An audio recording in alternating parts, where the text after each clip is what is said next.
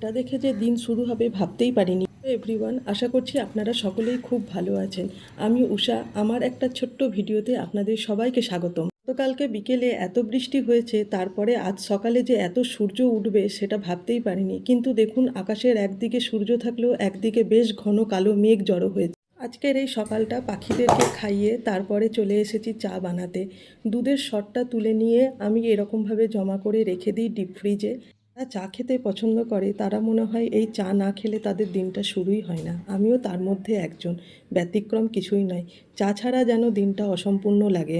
আজকের দিনটা একটু অন্যরকম হতে চলেছে। আজকে বিশেষ একটা রান্নাবান্নার তাড়া নেই, তাই ঘরের কাজ করছি। সাধারণত 7 দিন পর পরই বেডশিটগুলো পাল্টে দিই।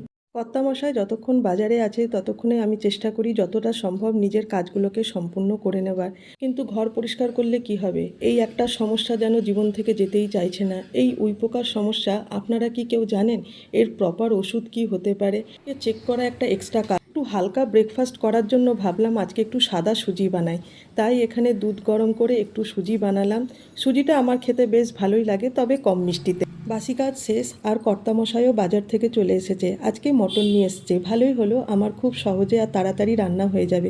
আজকে কুকারে রান্না করব। এখানে আমি কুকারের মধ্যে গোটা গরম মশলা, তেজপাতা, শুকনো লঙ্কা দিয়ে পেঁয়াজটাকে ভেজে ম্যারিনেট করা মটনটাকে দিয়েছি। মটনটাকে হালকা করে আজকে কষাবো, বেশি কষানোর দরকার নেই, কেননা পেঁপে আর আলু দিয়ে আজকে একটা পাতলা ঝোল করব।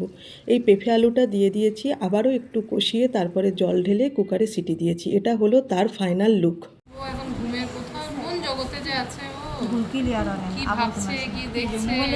আজ এই বাচ্চাটাকে দেখতে গেছিলাম। আমাদের বিল্ডিংয়ে এই বাচ্চাটা নতুন এসেছে অতিথি রূপে। আজকে তার 21 দিন।